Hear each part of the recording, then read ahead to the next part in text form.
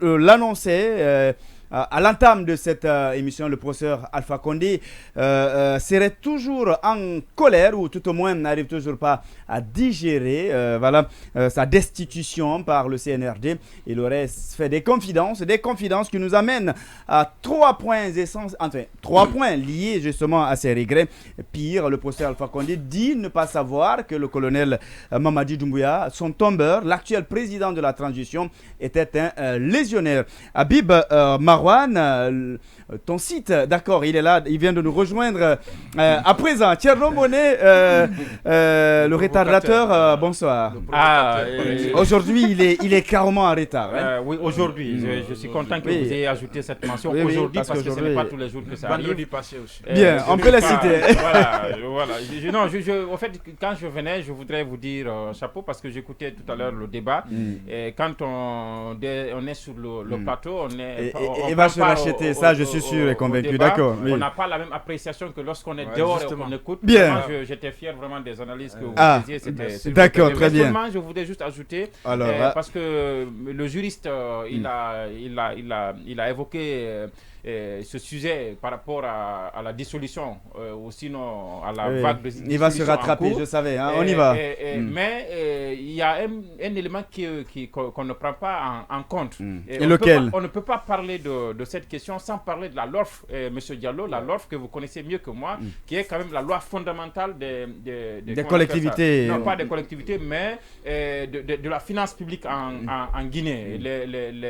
Parce que vous parliez de contrôle tout à l'heure, vous parliez d'hierarchie, vous parliez de tutelle. La tutelle n'est pas administrative, elle est aussi dans le cadre des allocations qu'il peut avoir, ensuite du contrôle de ces allocations-là. Et vous parliez de subventions qui ne seraient pas arrivées à Mamou, mais écoutez, il n'y a pas que de subventions dans la finance locale, dans les finances de la collectivité. Il y a aussi les taxes et autres qui sont des deniers publics. Donc, ces deniers publics, ce n'est pas parce que ce n'est pas l'État qui fait un transfert de crédit que l'État n'a pas un contrôle sur l'utilisation de ces deniers-là. Les taxes, les impôts de gauche à droite. C'est pourquoi chaque année, la collectivité fait une assemblée pour définir son budget. Et en termes de, vous savez, le budget, c'est quoi? C'est des recettes et des dépenses. Et donc, dans la mobilisation de ces recettes-là et dans leur utilisation, l'État a un contrôle sur ces collectivités. Donc, le fait de dire qu'il n'y a pas eu de transfert de crédit, il n'y a pas eu de subvention, ne suffit pas pour dire que l'État ne peut pas avoir un œil sur l'utilisation des finances. Donc, la loi sur les... Sauf que ça n'a pas été dit ici.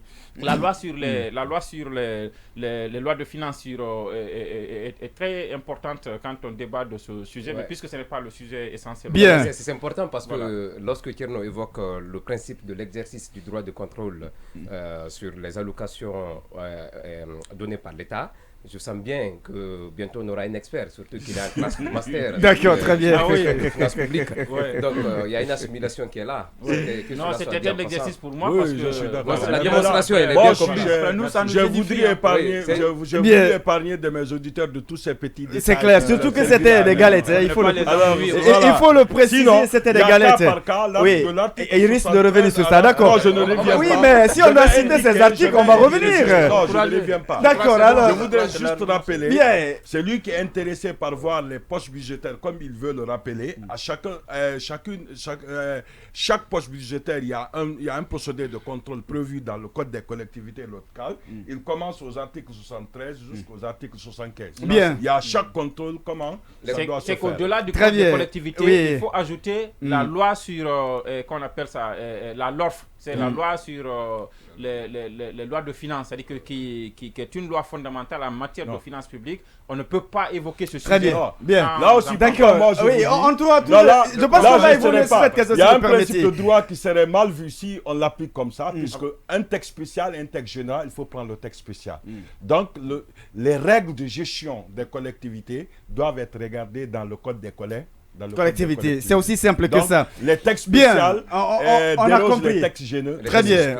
Bien, on va éviter une collision économique et juridique dans ce studio. Très bien, il n'y a pas de problème. Directement entamer la première thématique du jour. On s'intéresse à un article publié par Jeune Afrique. Je crois qu'il y a plusieurs sites qui l'ont déjà relayé. Thierno Bonnet, vous avez suivi, vous avez lu cet article et probablement décrypté à travers Guinée114.com, c'est cela. Oui, effectivement. Globalement, qu'est-ce qu'on peut retenir? Non, il s'agit d'un écrit de François Soudan, auquel personnellement je n'avais pas au début accordé beaucoup d'importance. Quand Ternan nous l'a transféré hier dans le groupe WhatsApp de l'émission. Parce que je pensais trouver là ce que François Soudan a l'habitude de nous servir quand il s'agit de son ami Alpha Condé. Et vous savez très souvent que, je veux dire, au temps d'Alpha Condé, ce fut quand même ce journaliste ou alors celui-là que nous avons présenté comme une sorte de, je vais dire, de plume vendue. Vous savez, c'est comme ça, on l'a perçu dans l'opinion publique guinéenne. Chaque fois, il séjournait à Conakry, Alpha, c'était son ami. Et l'opposition, notamment, on a à un moment suivi ce tiraillement entre lui et l'opposition, ce droit de réponse, tout ceci et cela. Et ce sont des faits qui nous ont amené quand même à douter un peu quand il parle d'Alpha Condé, parce que nous savons qu'il lui est difficile d'être impartial quand il parle de son ami Alpha Condé. Bon, mais vous savez qu'après l'histoire, sa proximité avec le chef de l'État et le fait que c'est quand même un journaliste de grand niveau, c'est Jeune Afrique quand même, c'est François Soudan.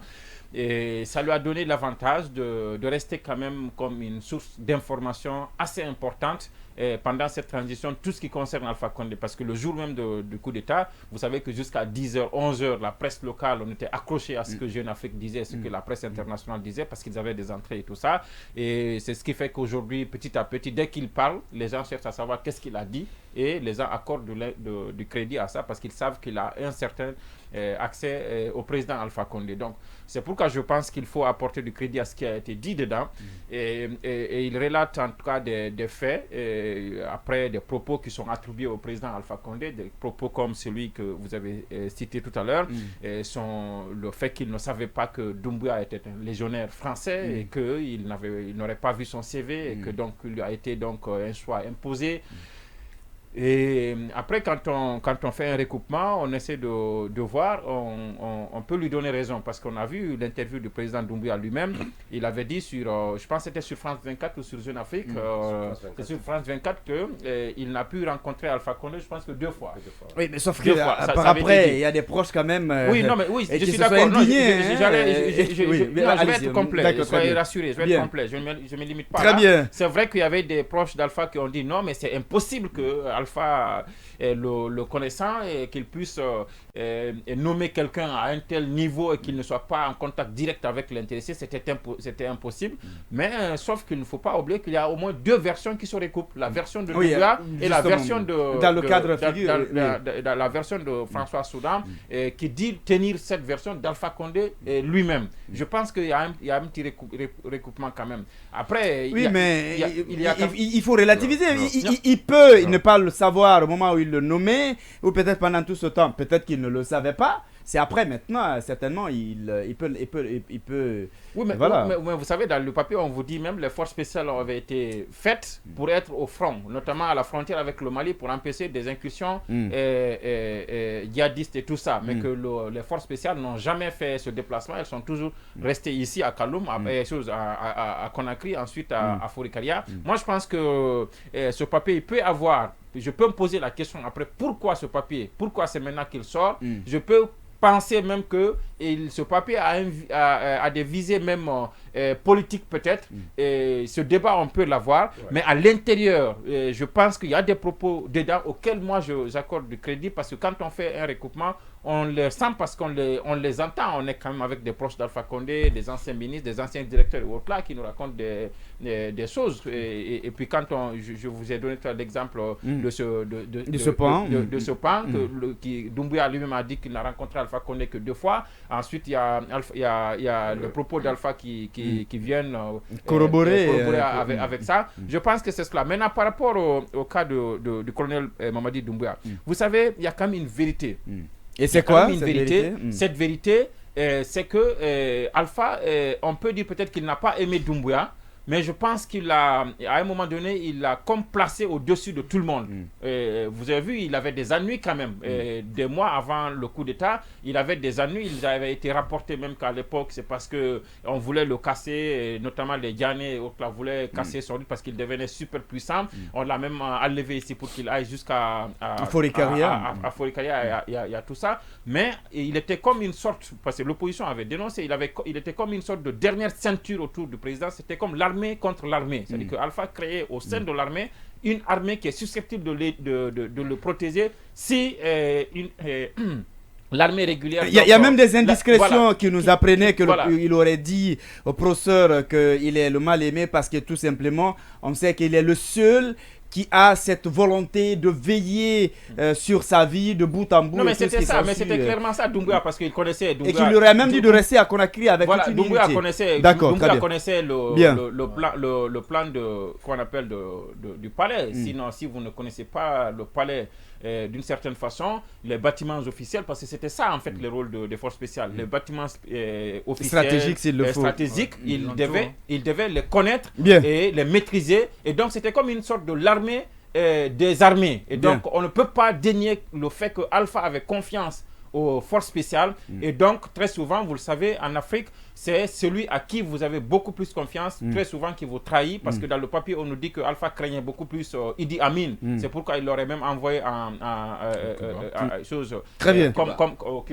comme ambassadeur. Mais très souvent, comme on le sait, c'est lui au sein de l'armée que vous aimez plus que tous, que vous pensez être plus loyal, très proche. Très souvent, c'est lui qui connaît vos failles et qui donc profite de ces failles-là pour... Bien compris. Alors, je sais que le révélateur aussi a parlé de cette actualité.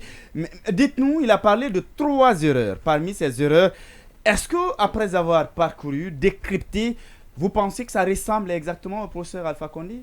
Ça pourrait ressembler à la vérité actuelle?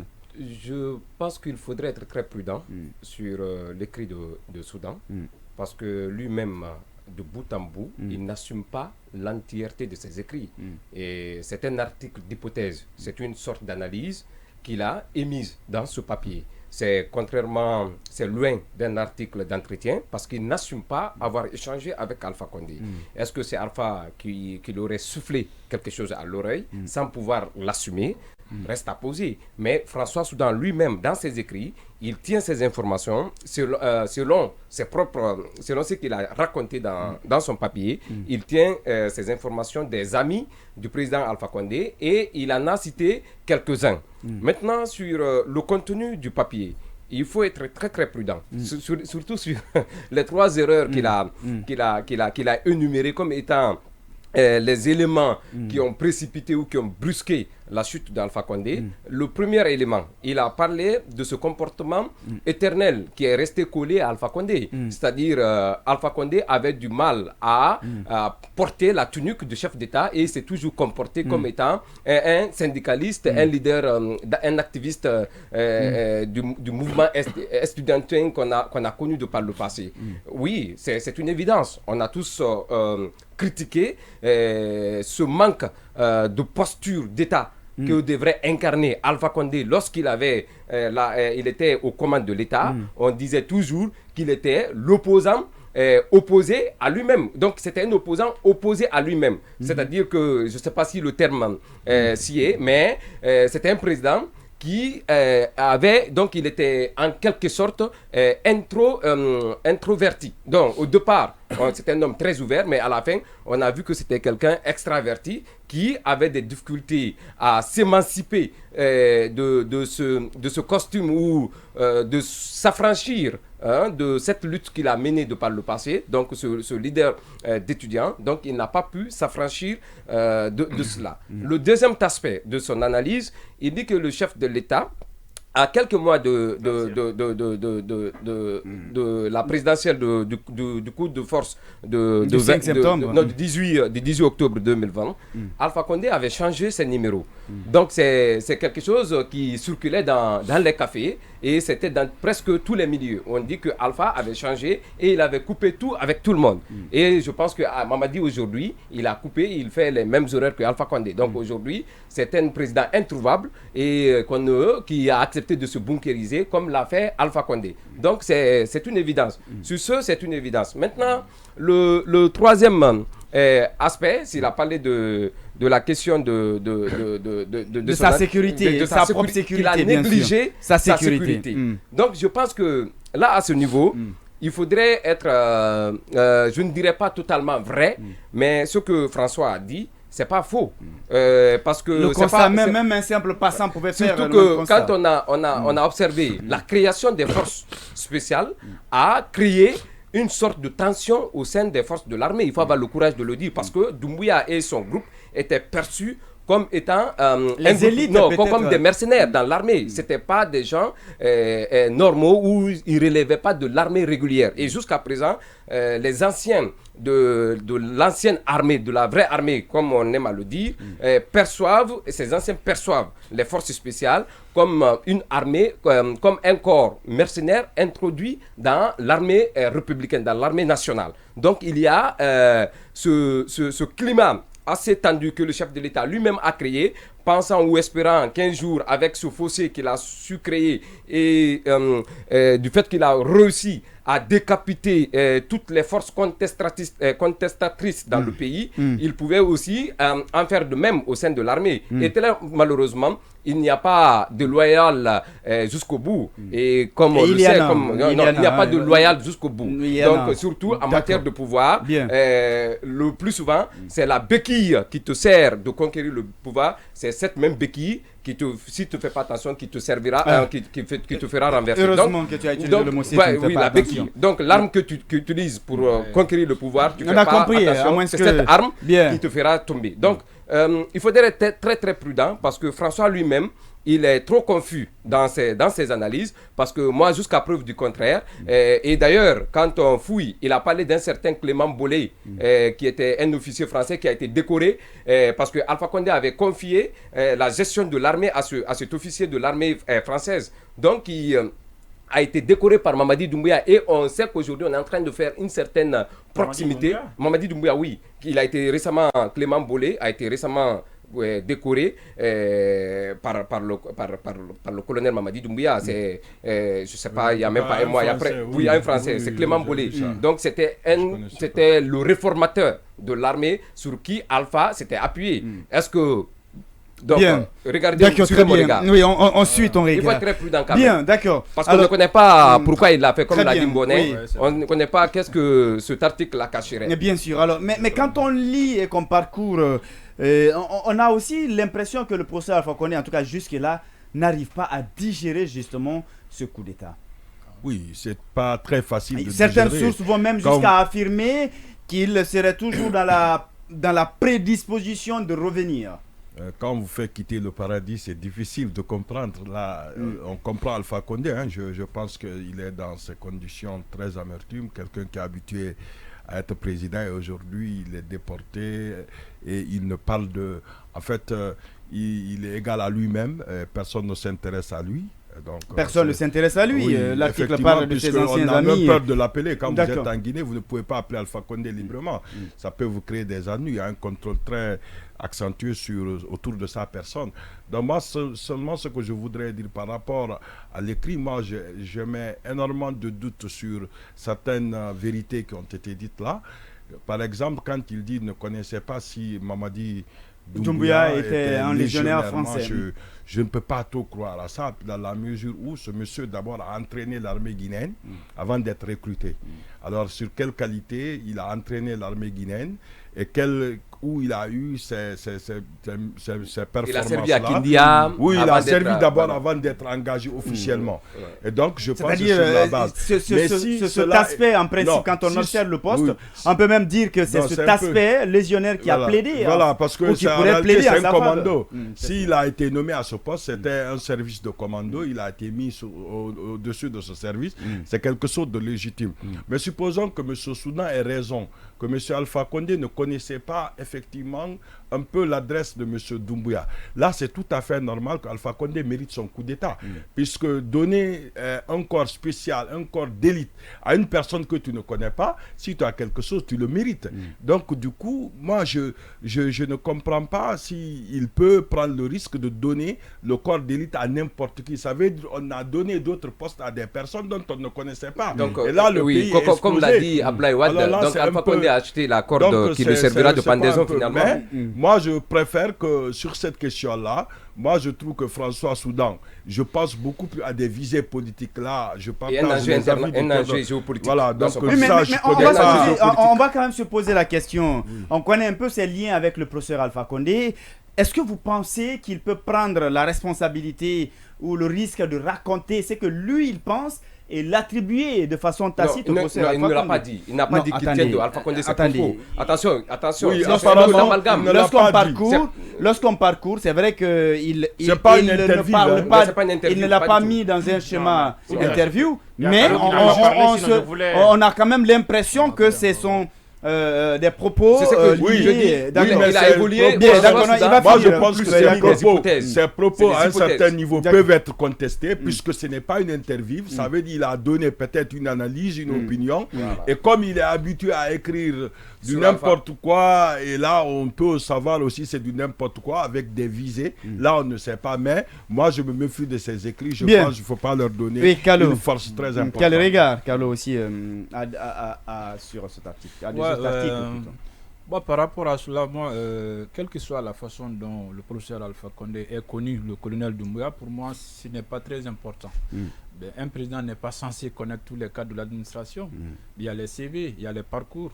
Oui, mais on parle d'une unité spéciale, pas n'importe laquelle. Je ne pense pas que le professeur Alpha Condé puisse l'aborder directement. Il y a des intermédiaires. À mon avis, il a été proposé, je pense. C'est le cas. C'est un peu ça mon... Mais moi, par rapport à leur lien, par rapport à leur rapport, Alpha Condé, je suis sûr de quelque chose. Il faisait vraiment confiance à Doumbouya. Et Alpha, ces derniers temps, avant qu'il ne parte au pouvoir, il disait tout le temps, il n'y aura pas de coup d'État en Guinée, l'armée guinéenne est républicaine. Je crois qu'il fondait son espoir au colonel Mamadou Doumbouya. Moi, c'est ça mon avis. Moi, j'ai l'impression que les forces spéciales ont été formées pour empêcher d'autres unités à faire le coup d'État. C'était en quelque sorte le bouclier d'Alpha Condé. Et ils ont joué ce rôle-là, justement. Et souvenez-vous, lorsqu'il y a eu des soulèvements, il y a eu un détachement d'une partie des commandos de Kindia, et c'est Mamadou Doumbouya qui a... octobre-novembre 2020. C'est Mamadou Doumbouya qui a réprimé avec ces éléments. Donc cela donnait de l'espoir. On apprend, les images que vous suivez à l'instant T à la télé, on apprend qu'un président, un ancien président aurait demandé à Alpha... C'était Denis Sassou. Vous allez en venir de dissoudre, bien sûr, cette... Oui, non seulement il faisait confiance au colonel Doumbouya, il était fier de lui, surtout après le défilé. Il parlait même de lui dire que tout le monde, toutes les filles de Guinée seraient fans de Mamadou Doumbouya. Donc il était fier de lui, il avait confiance. Parce que, en fait, le défilé qui a quand même révolutionné, qui a quand même marqué l'opinion guinéenne, c'était quand les forces spéciales pour la première fois ont défilé. Et tout le monde en a parlé de partout. Et ça a vraiment fait du buzz sur les réseaux sociaux. Même partout en Afrique. Donc moi, par rapport au coup d'État, il n'y a pas de garantie en politique. Il ne faut jamais jurer de rien. Comme on l'a dit, la plupart des coups d'État ont été perpétrés par des gens qui sont des plus proches du pouvoir. Et il faut connaître les failles. Mamadou Doumbouya s'est levé à peu près un dimanche.